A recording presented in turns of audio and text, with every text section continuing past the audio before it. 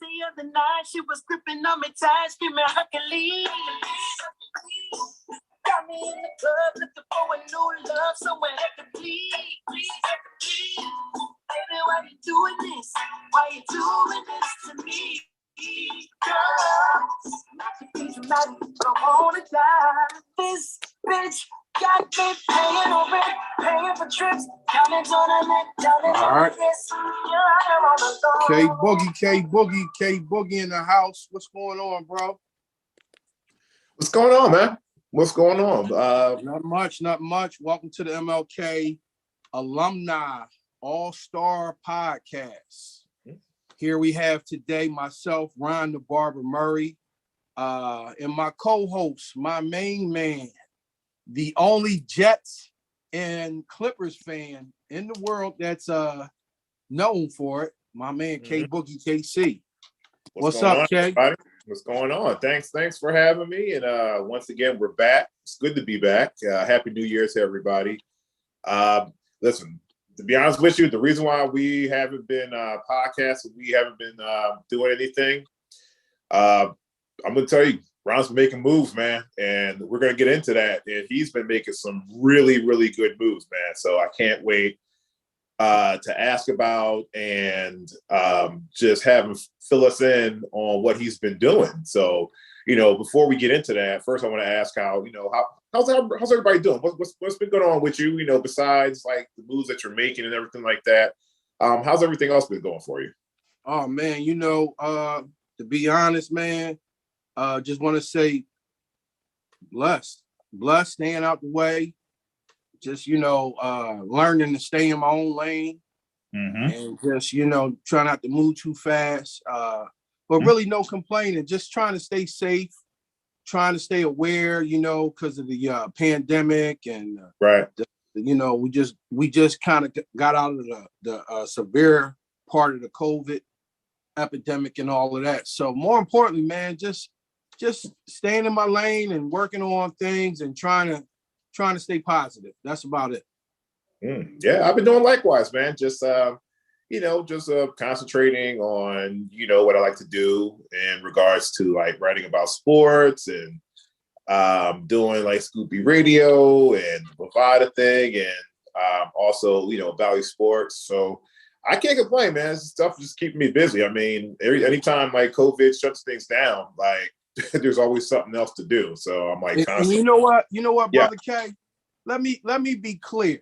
I gotta apologize because I know a lot of people were asking what's going on with the podcast, and like you said, I've been making moves. Man, I've been just staying focused and trying to make sure things are official where it really counts. Right now is a time where as men, we have to be conscious. We got to be conscious of our families, our loved ones, our kids, and just, being strong and grounded. Sometimes that takes for you to separate yourself away from the world. You know what I mean? And really focus on the things that's important. So, yeah, I apologize because we should have been having our podcast. We should have been rolling. You know what I mean? True. I thank you for making it sound good. But the truth of the matter is my fault. But guess what, baby? We here today. Exactly. See? Let me ask you a question. Yeah. So you've been transcribing. Can you tell everybody a little bit what transcribing is, Kay? I know you said you didn't want me to put you out there, but I got to. You don't have to. I mean, it's cool. I'll tell you what it is. I mean, basically, sometimes when for different media outlets, when they want to get their stories or interviews out, sometimes they don't want the whole interview. Sometimes they just need like certain bits and pieces of the actual interview. What I do for Valley Sports and Bovada and stuff like that is, usually I get a chance to actually go to the actual event, and then I would just take down notes, or I would record it, and then I would literally just like pretty much either write or type and then send it off, to whoever, the editor or the producer, who's going to like either like chop it up send it to whatever like sports media outlets, and then then from there it just goes through the whatever process it goes through. So wait, brother, you telling me that it's your job to take notes for all the media outlets, and if I'm not mistaken, they actually use your notes for articles. Like some of the what's some of the people you've worked with? And I know I'm throwing you under the bus because I know you. Sometimes it depends. It depends on the type of story. It kind of depends on how big the story is. It could be someone from like CBS Sports Wire. It could be somebody from the source if we're doing like maybe like a hip hop personality, like a Jim Jones or something like that, or it can go to Sports Illustrated. It can go anywhere. Now, hold on, player, because you and I, we kick it, and I know it was some big names that I know that you've done recently. You know what I mean? Some bad. What are some NBA players you've done and NFL players? Well, we've done all types of NFL players. I mean, off the top of my head, we just finished doing an interview with Bryant McFadden. And whoever doesn't know who Bryant McFadden is, Bryant McFadden played. He played in the NFL for a couple of years. He's retired now, but he won 2 Super Bowls. One of them that we really got a chance to talk with. He was like it was a really dope interview. It was Doug Williams, and people know who Doug Williams is. Doug Williams is the first Black quarterback to win the Super Bowl. Doug Williams used to play for the Washington Redskins, which is now like the Washington Commanders or something like that now. And he was really just dropping he was dropping some gems, really, to be honest with you. Just like a real cool interview. We're probably going to be using that. We're probably going to archive that one and probably use that one for like Black History Month and stuff like that. So that's one of the beautiful things about transcribing, because I have it on file. My supervisors, my managers, they have it on file. The editing department has it on file, so they can actually archive it and use it for other times. So look, man. Long story short, man. Yeah, we might have you on ESPN soon, or listen, man. From your lips to God's ears, man. I hope so, man. But I'm really, hopefully it's in the cards for me. Hopefully I can just stay at Valley Sports, because that's actually that's a very good environment over there. So shout out to Valley Sports and Brandon Scoopy Robinson and the editing team and the production team over there. So other than that, I can't complain, man. Just staying busy, staying out the way, staying in my own lane, and just watching basketball and football, getting ready for the Super Bowl next week. And that's pretty much it. So without further ado, let's get into these moves that Ron is making. Man. So let me ask you this, you have all the cameras on me. What episode are we in? Not too sure. This might be like episode 6. I mean, episode 6. Okay. We might listen, man. We starting fresh from the new year. Yeah, season 2, episode 1. Yeah, season MLK 2, episode 1. Alumni Podcast. We coming back. This is just a podcast created amongst MLK class of 95. Just for us to kind of bust it up, share about things going on in the community. There's a couple things that the class of 95 have done specifically that need to be highlighted. Besides having a couple reunions, we have actually formed a nonprofit organization. Okay. And the name of that nonprofit is called MLK Alumni Class of 1995. Okay. And that nonprofit was formed between myself, you, Treasurer Earl Pugh, and the Vice President of the nonprofit, Atwana Harris. And basically the reason why we put this nonprofit together is we all have been doing community service where we've been giving away school supplies, giving away backpacks, doing free haircuts. You guys have supported the barber school when we do free haircuts. And we've made such an impact to where now we've kind of got it organized.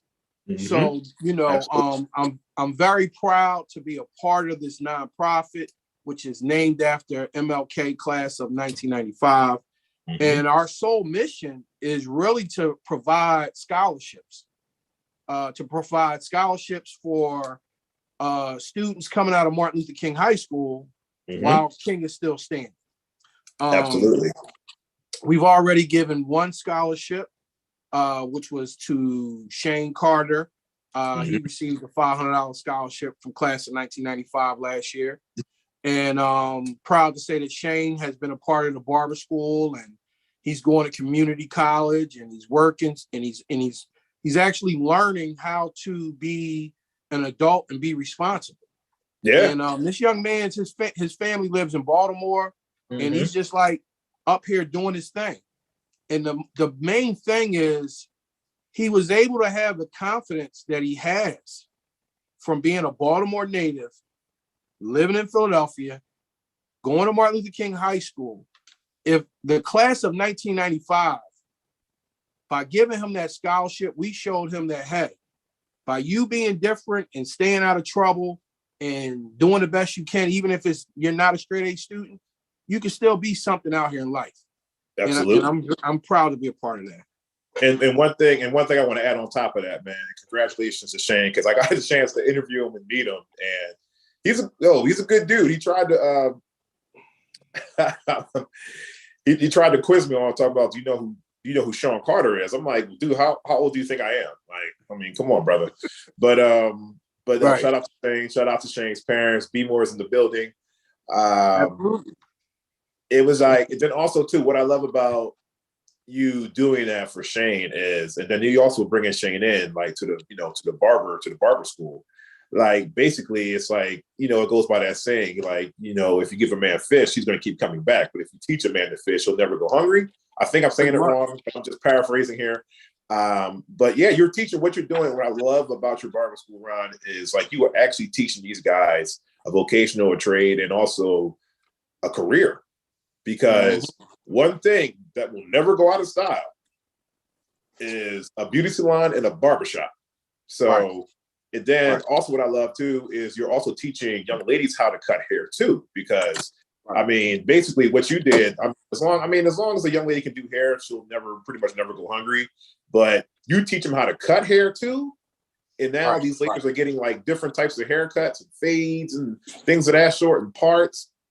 Listen, you just added an extra $60 to your, to your tips. So yeah, I definitely commend you on that, Ron. That's awesome, man. Like, and it's a barber school too. And and also, and man, you're going to go further into it, but I think you also help them get them like licensed and everything too. Is that correct? Yeah, definitely, man. Okay. Definitely. Right. Not just me, man. It's been a group effort. It's not just me. Really, it's been the support of those that have been supporting the alumni, and just not people from 95. The support from Ms. Kim, alumni president, also, other people from other classes, they were a part of just helping this be possible. Yeah, that's awesome. So let's get to it, man. Let's definitely get to it. First, I know you touched on the first thing before we went on. You wanted to touch on, like, we have so many different things going on for Martin Luther King and from the class of 95. You definitely touched on the Ron Cage. You definitely touched on the Ron Cage scholarship. Now, please, us as graduates from King, we if you don't know who Mr. Cage is, then you must be living under a rock, or you just never went to school. Because Ron Cage was like a staple at Martin Luther King High. Also, I found out, like, once I got out of school and once I got into college, I also found out that Ron Cage was also a member of Kappa Alpha Psi Fraternity Incorporated. Shout out to K Psi and the place to be. Dwayne Archie, stand up. Tell us more about the Ron Cage scholarship and what it means to you. So I'm gonna be clear. I gotta be real. We gotta give credit to Atwana Harris. Okay. Atwana Harris. We were having a committee meeting and we were talking about ideas and we were talking about scholarships, and me being the alumni president of the nonprofit, I asked Atwana, I said, I need you to come up with a new scholarship. I need you to do that for me. And Atwana came back and she said, the Ron Cage Scholarship Fund. And I asked her, well, what's going to be the criteria? And that's where things got really interesting, because who Ron Cage was, for me, he was a Black teacher. He was a Black teacher at a time that when we were going to school, most of our teachers were white, if you think about it, you know. So we were going to a school back in the day, you know, King had a little bad rap, but it wasn't that bad. I think it was just overrated as far as, you know, every school had trouble. But going to King at that time, when you went to Mr. Cage class, you felt safe. You felt like, you know what? I'm with somebody that cares about me. He was a Black teacher who was articulate, who stayed fresh, wore a bow tie almost every day, you know, shirt, tie. He was always sharp. Some campus. And he would, even though be articulate, it was like he would come down to your level to let you know that, hey, you're articulate too. That don't be scared to be smart. Right. You know, coming from a culture where, you know, back in going to King, I'm not gonna lie, you know, I was worried about trying to look fly and, you know, talk to the girls and that was on every young man's mind. You know what I mean? That was like, you know, what was going on there. Where I look back and I say, man, I wish I'd have been a little bit more focused on school and grades. But nonetheless, Mr. Cage was just like he was a thorough Black teacher. And when I say thorough, not just thorough with how he carried himself, but how he treated you. Oh, most definitely. You know what I mean? You know, his appearance might scare you, but when he talked to you, he would talk to you and let you know that, hey, you're somebody, and that you don't have to act like the way you're acting, and that you should act in a certain way. And he just was mad cool. He was mad cool. Besides him, you know, being a you know, just overall thorough dude. So give all props to Atwana Harris. She created the Ron Cage Scholarship Fund, in which in June, I believe that we're going to give a $500 scholarship in the honor, in the name of Ron Cage. And that student still has not been selected yet. But the overall requirements, I believe they must have a 3.0 grade average. Okay. And, you know, there's certain criteria for it, but I'm excited that we get to honor our teacher and that we also get to help another student leave out of King. Because if you think back, a lot of us left out of King. I don't know what kind of direction people had or what you know, what was going on. You know what I mean? But to be able to help somebody get out of King, you know, help them on their journey. I mean, that's like, I don't know. It's just a fulfilling. I hear you. I disagree with the, you know, because you're making the King so bad or something. Like, because I mean, to be honest with you, in '95, like King they were really pushing out some graduates. A lot of people got like college acceptances and everything. A lot of quite a few, several to be honest with you, went to like the bigger schools. But, you know, most of us went to like, you know, historically the HBCUs, stuff like that, you know, but we still went to the next level. You know, you included going to Shady's campus. Like I was supposed to go to Bethune-Cookman, you know, I ended up going to Drexel. I don't know how that happened, you know, listen. But yeah, like, I mean, a lot of people, the stigma on King was, oh, all they do is fight, you know, all they do is this, all they do is that. You know, I think that was only one time, you know, that we're not supposed to be on the news anytime, but I mean, but it happened. And I think that's what happened. It put the, you know, it kind of put the black eye on the reputation of King. Because I mean, King was a really, really good school. I mean, it still is, you know, but we just have work to do. That's all. So, you know, moving on to now there's another scholarship, of course, that you touched on, when we were talking earlier in the recording, the Coach Stewart scholarship. Tell us more about that, especially for our new listeners. Coach Stewart scholarship. That scholarship was kind of named after our alumni brother Earl Pugh. We gave a scholarship last year for $500 in the honor of Coach Stewart. Coach Stewart was a teacher who started at King, I believe, back in 1977. He coached football and he coached baseball, and he was mentored to a lot of different people. I mean, he was at King for like almost 35, 40 years. Yeah. So this is our second year doing the Coach Stewart scholarship. So we're looking forward to doing that again. And now, it'll be the Ryan Cage and Coach Stewart scholarship. So there's actually two scholarships coming from the class of 1995. Yeah. Hopefully there'll be more coming out. Hopefully there'll be more coming out, and we can find another, maybe teacher, administrator, or role model that we think would, that represents the name of, Martin Luther King High. I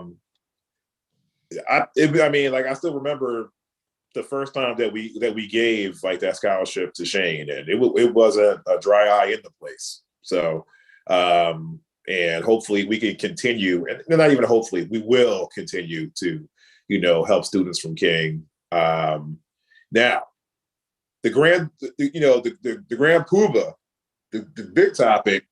This is one of the reasons why Ron was so busy we didn't get a chance to link up. Scheduling conflicts, he's tired. That's because he's been working so hard.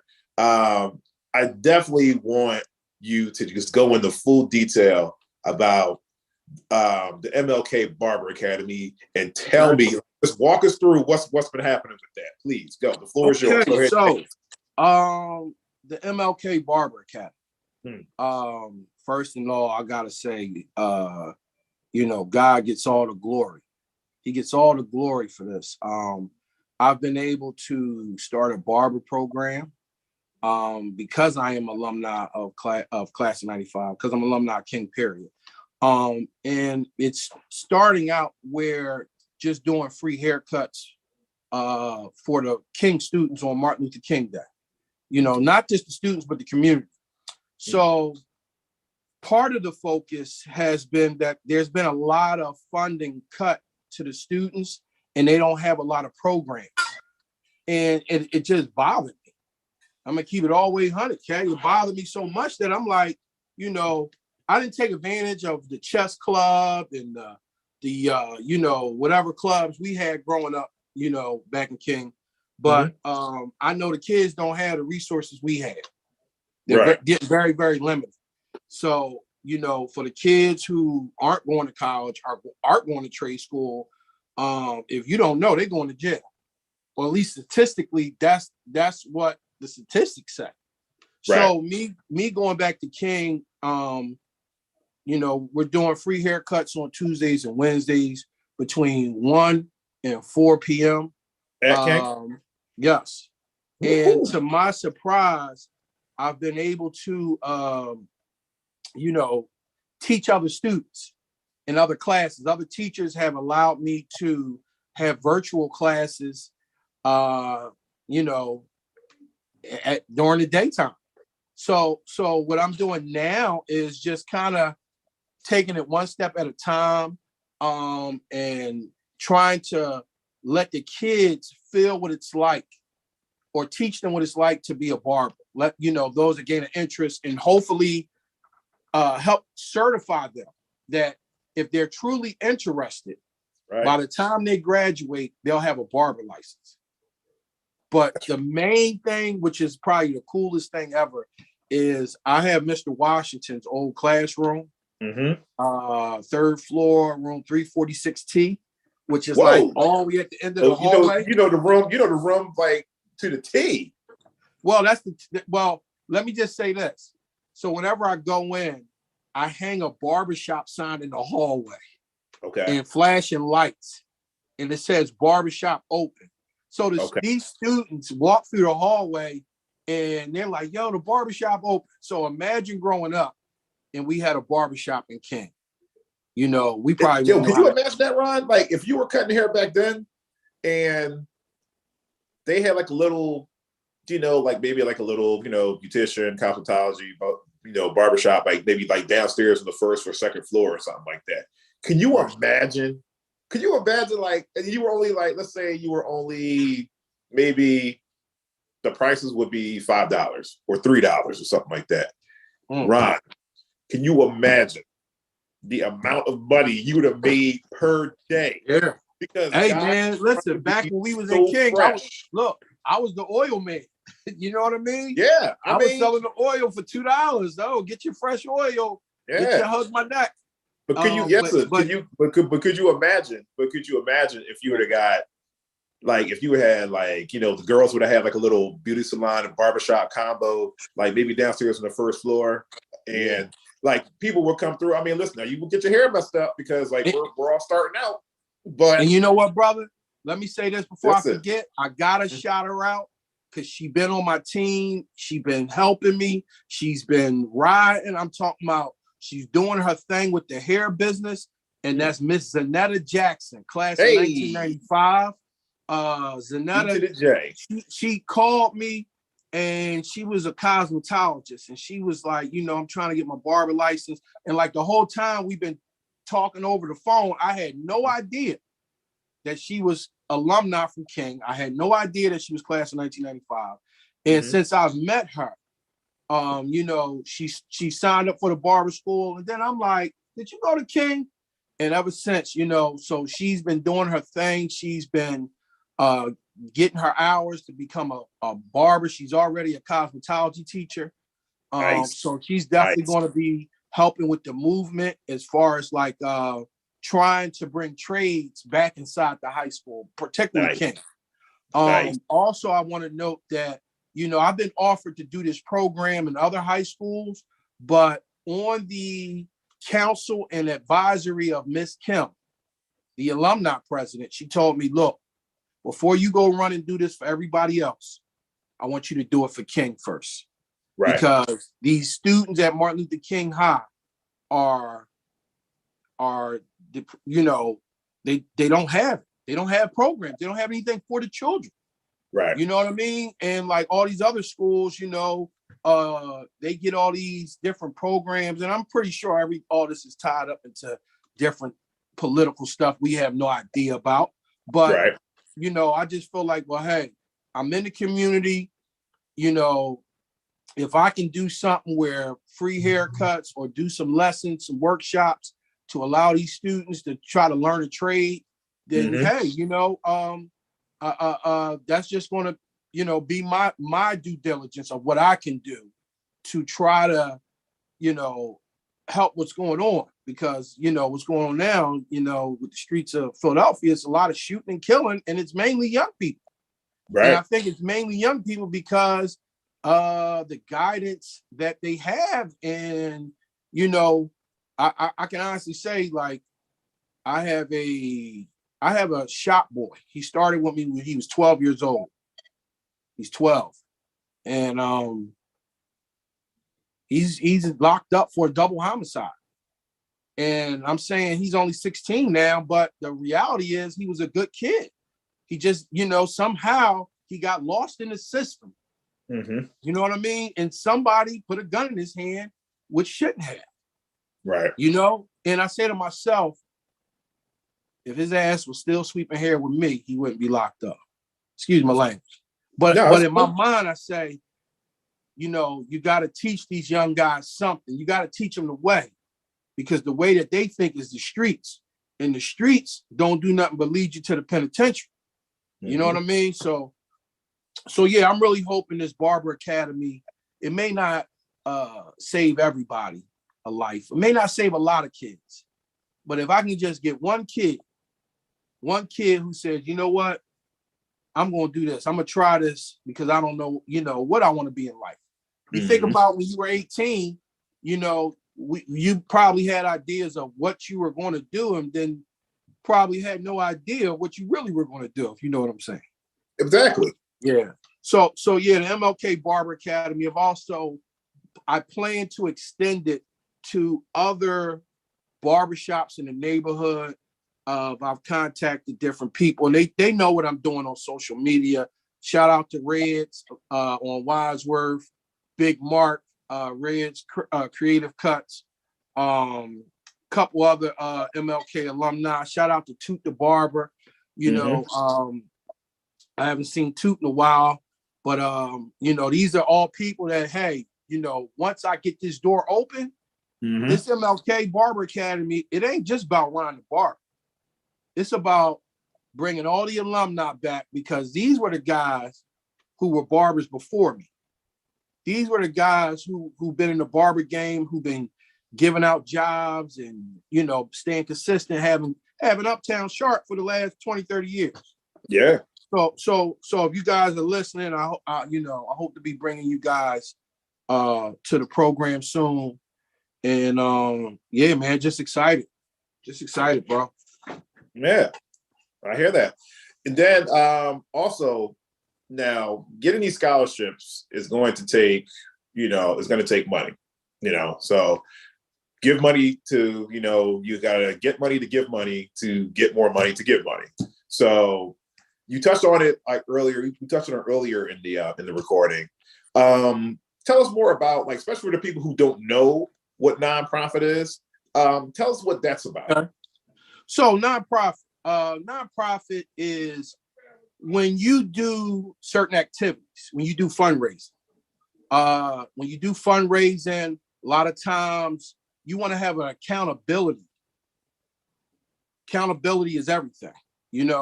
A nonprofit just means that you're registered with the IRS as an organization that does what it says it's supposed to do. Now, the other part is the 501c3 status. And what that means, and which MLK Class 95, 1995 Incorporated, we will be on 501c3 status soon. And what that means is when you make a donation to the Ron Cage Scholarship, to the Coach Stewart Scholarship, you make a donation to the MLK Barber Academy, those donations are tax deductions in which you receive an official receipt from the nonprofit with the EIN number, claiming that it's a 501c3 status. And I hope I said it right. I hope so too. I hope so too. If not, they're gonna be big on me. So yeah, that's basically it. Nonprofit is just about being organized.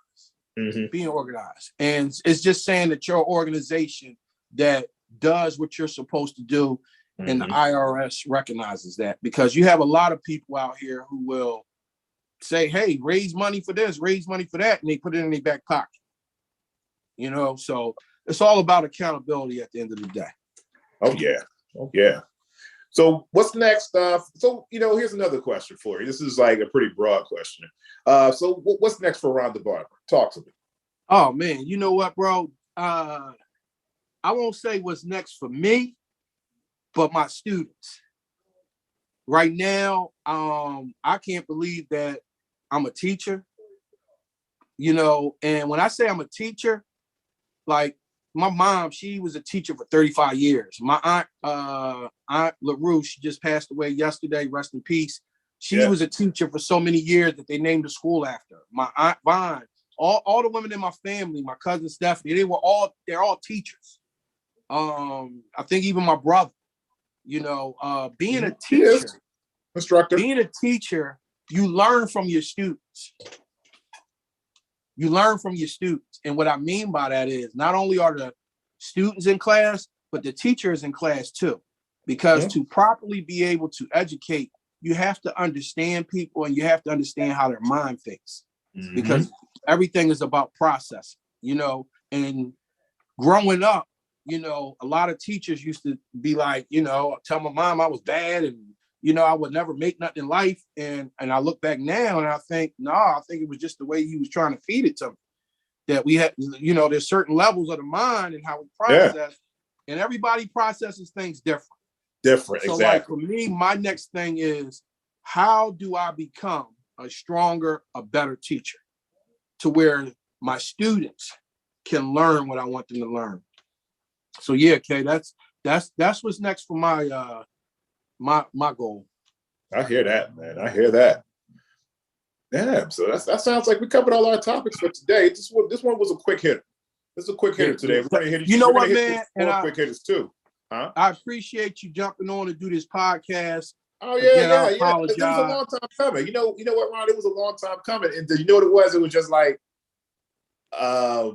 we try to get the podcast done, but then other stuff got in the way, like whether it's like, work or just family stuff. And, like things happen for a reason. There's time for everything. That's why time makes everything possible. So, like this is the first one, season 2 out of many. Like we're going to be hitting you with more, more little gems and stuff like that. Sometimes Ron might be on this thing by himself, like just hitting, like doing PSAs and stuff like that. I'll still be giving you like the sports end of it, and just hitting you with the sports info and things of that sort. But yeah, it's definitely good to be back, man. It's good to hear your voice again and hear how passionate you are about the barber trade, the alumni, and just so many different things, man. Because when you talk, like people listen. You think that people don't listen, but people really do listen and pay attention to you.